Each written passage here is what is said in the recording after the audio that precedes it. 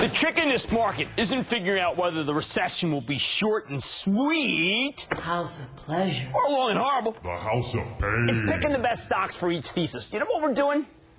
Because we are sage-like, we're taking the Luther Vandross steel and spice approach. Not as tasty, perhaps, as sugar and spice, but I think the returns will be better. Spice is McCormick, the stock we want to own in case we're facing a worst of times economy. But what do we do? What do we want in case the stimulus works? The recession's shorter than we expect, and we actually get some kind of recovery. Steel. And for steel, you know our favorite company. It's Nucor. This stock's taken off ever since it reported a better than expected quarter yesterday. Nucor did it. It threw in the kitchen sink, warning the street that things would be bad, suspending a special dividend.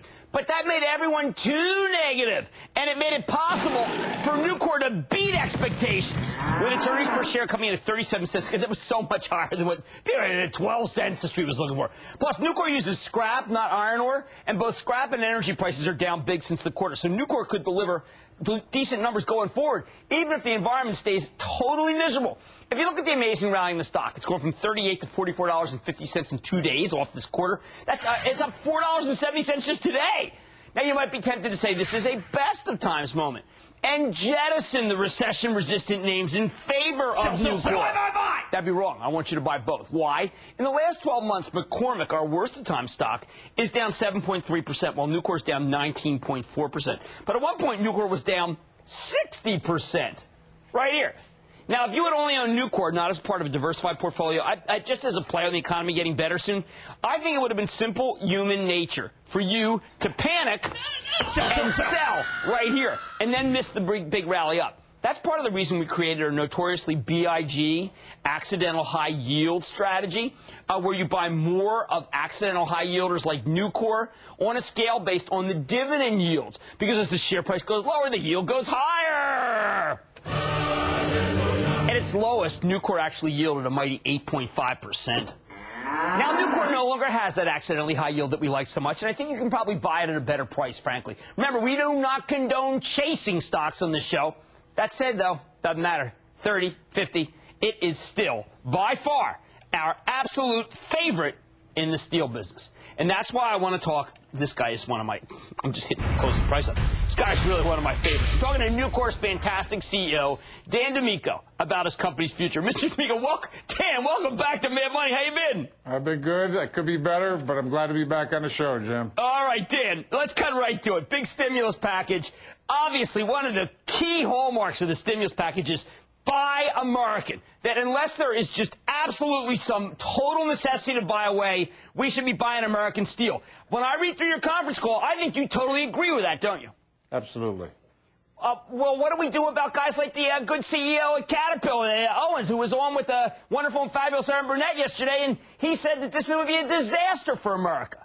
Well, he's an alarmist, and it's unfortunate. Caterpillar's a great company. Everybody's being negatively impacted by this economic crisis that we're in today, and it's the granddaddy that we've seen in my lifetime. And we've all got to do things to help our employees and help our shareholders through this tough time. And the thing that we're focusing on here, Jim, is, listen, the American taxpayer is going to be footing this $1 trillion bill plus as we go into next year and the year after. And the stimulus package is designed to do, by definition, by the Obama administration and the Congress's own words, to generate jobs. Right. Jobs here in America, not jobs in China, not jobs over in Europe, jobs here in America.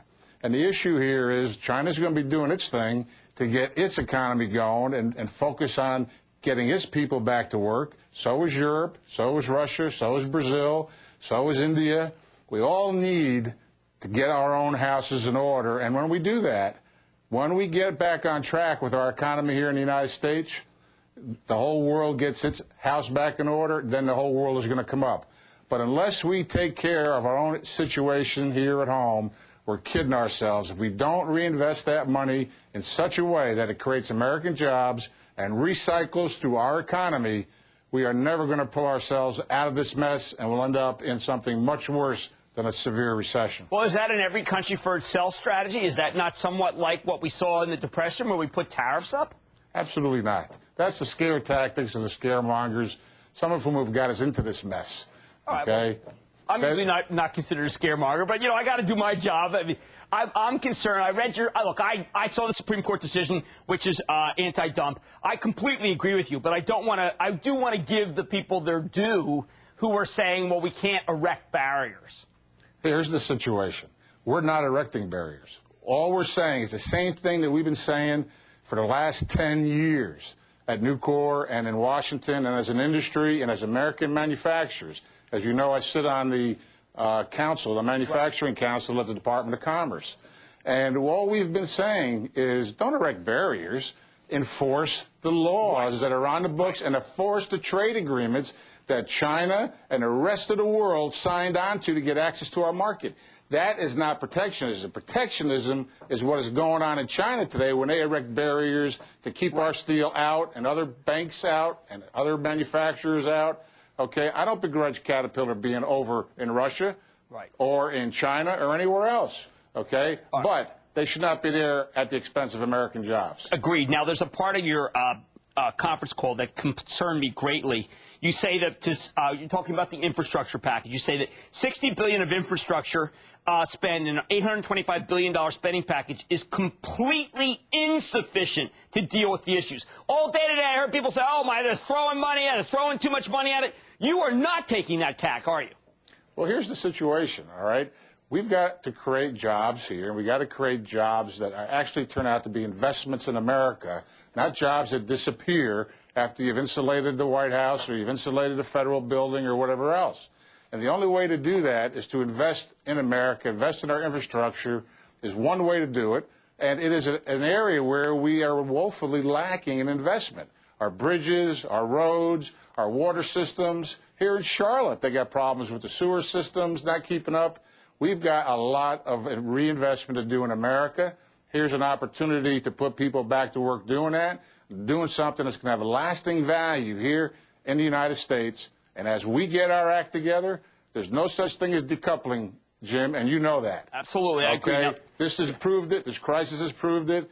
We've got to get our act together here, get people back to work here, get our economy going, and it will pick up the rest of the world. All right, Dan, when I was a hedge fund manager, I used to short Bethlehem Steel all the time, and I did because as soon as their production went down, they would go from saying make $10 to losing $20. Your production was virtually cut in half, but you made a fortune anyway. How can a steel company with big fixed costs actually make a lot of money when production's cut in half?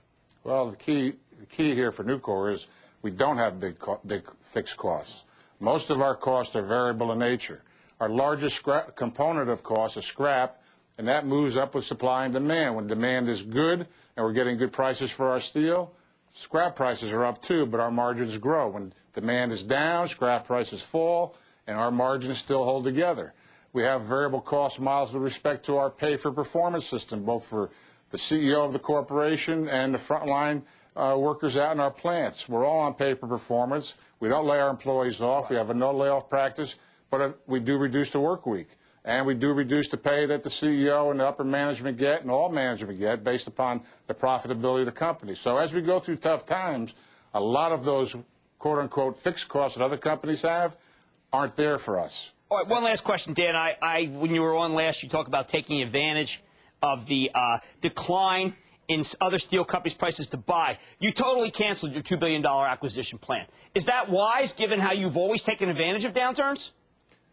Jim, what we did is we put those on hold. Okay. There's a big difference between canceling and putting on hold. As I mentioned in our conference call yesterday, we stay in contact with the people that we were talking with before. Right. We also see this, as we always see every downturn, for the silver lining that's going to be out there, as an opportunity to build our earnings platform for the future through wise acquisitions or building new greenfield plants at the lower cost that exists in this kind of environment. We have a great balance sheet.